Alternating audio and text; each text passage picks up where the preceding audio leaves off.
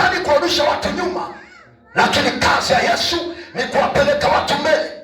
Lugha ya Farao kama simbo ya ibilisi Shetani. Farao ilikuwa ni simbo ya Shetani, Musa ilikuwa ni simbo ya Mungu, simbo, alama ya ufalme wa Mungu.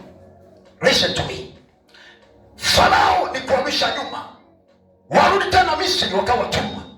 Lugha ya Mungu kwa Musa alimwambia, waambie waendelee mbele, wa Misri wanaoona hawatawaona tena milele. Mimi nitawapigania nanyi mtanyamaza kimya. Kumbe Mungu ni wa kupigana. Mungu wa kupigana ni Bwana wa vita, na kanisa nao limechukua tabia za Mungu, ni la kupigana. Rapakashata rekeshata. Biblia inasema kwenye Yeremia, watapigana nawe lakini hawatakushinda.